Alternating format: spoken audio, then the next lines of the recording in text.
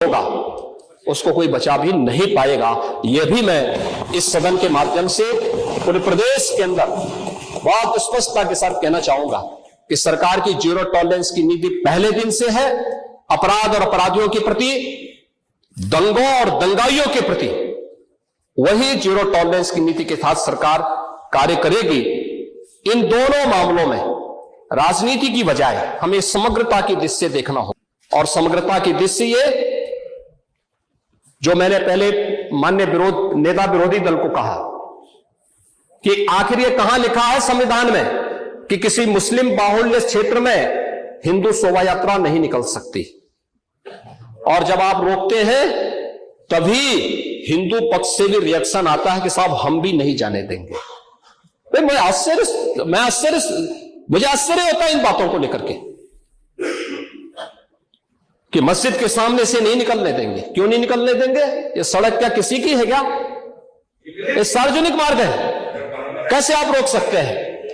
परंपरागत बहराइच में भी परंपरागत जुलूस था, परंपरागत जुलूस था, वही मैं कह रहा हूं, परंपरागत जुलूस था, और उसी परंपरागत जुलूस को आगे बढ़ाने के लिए सारे कार्यक्रम संपन्न हुए थे, आगे भी संपन्न होंगे।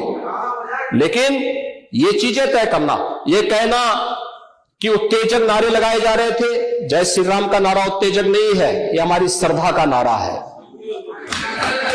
हमारी आस्था का प्रतीक है। कल मैं आपसे कहूंगा कि अल्लाह अकबर का जो स्लोगन है ये हमें अच्छा नहीं लगता, नहीं आपको हम रोकें तो क्या आपको अच्छा लगेगा? नहीं, आपको नहीं, मुझे मतलब होने की आवश्यकता ही नहीं, मुझे आवश्यकता ही नहीं इसकी, नहीं, मुझे इसकी आवश्यकता ही नहीं है, मुझे इसकी आवश्यकता ही नहीं, क्योंकि मेरी तो विरासत इतनी लंबी चौड़ी है, इतनी प्राचीन है कि मैं उस परंपरा को ही लेकर के चले जाऊं। मैं जय श्री राम का नारा, हर हर महादेव का नारा और राधे राधे राधे राधे के संबोधन से ही अपना पूरा जीवन काट सकता हूं। मुझे किसी और स्लोगन की आवश्यकता ही नहीं है। मुझे वतन है सारा जहां हमारा। अब आप मुझे बताओ, क्या इकबाल को आप अपना आदर्श मानते हैं क्या? इस इकबाल को मानेंगे क्या?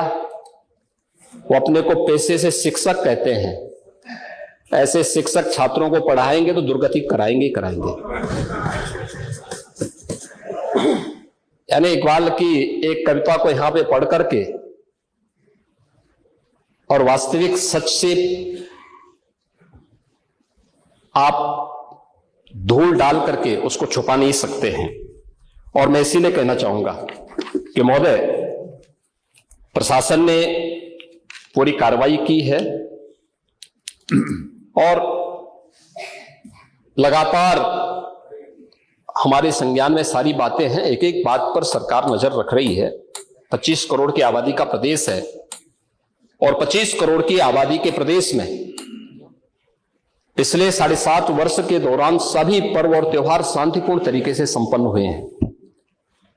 सभी वीवीआईपी विजिट सकुशल संपन्न हुई हैं। अयोध्या में श्री राम जन्मभूमि पर भगवान राम के भव्य मंदिर के कार्यक्रम को भी, जिसको लेकर के आप बहुत बड़ा पहले प्रदेश के मन में भय पैदा करते थे, वह भी सकुशल संपन्न हुआ। आज प्रदेश में जब सर्वत्र सुरक्षा का एक बेहतरीन माहौल है और 2025 में जब उत्तर प्रदेश को एक गौरव प्राप्त होने जा रहा है कि दुनिया का सबसे बड़ा आध्यात्मिक और धार्मिक सामाजिक जो उत्सव हो, एक महापर्व है महाकुंभ प्रयागराज, जिसमें पूरी दुनिया का एक समागम होने वाला है, जब इसे आयोजित करने का अवसर प्राप्त हो रहा है, तब मैं विपक्ष के अपने साथियों से कहना चाहूंगा कि प्रदेश के माहौल को अपने वक्तव्यों से और अपने करतूतों से कृपया खराब न करें। प्रदेश आगे बढ़ना चाहता है, विकास के अपने लक्ष्यों को प्राप्त करना चाहता है, लेकिन मैं इस बात के लिए आश्वस्त करूंगा कि 25 करोड़ जनता को सुरक्षा देना, उनकी हर प्रकार से हिफाजत करना ये प्रदेश सरकार की जिम्मेदारी है। लेकिन अराजकता, पत्थरबाजी और किसी भी इस प्रकार के आदेश के खिलाफ जो माननीय न्यायालय ने आदेश किया है, उसके बाद भी कोई कानून को अपने हाथों में लेकर के कानून को ठेंगा दिखाने का प्रयास करेगा तो सरकार उससे सख्ती से निपटने का काम भी करेगी। और वही सख्ती वहां पर आवश्यक है जहां पर लोगों ने माहौल खराब करने का प्रयास किया है। एक भी निर्दोष नहीं जाएगा। जितने भी विजुअल्स होंगे, उसके वीडियो फुटेज है, गोली चलाते हुए, कट्टा लहराते हुए, तलाशी के दौरान पत्थरबाजी करते हुए, घरों की छतों के ऊपर जो पत्थर रखे गए हैं, ये सारी विजुअल्स हमारे पास है और उसके अनुरूप ही कार्रवाई होगी। हां, ये जरूर आश्वस्त करते हैं कोई निर्दोष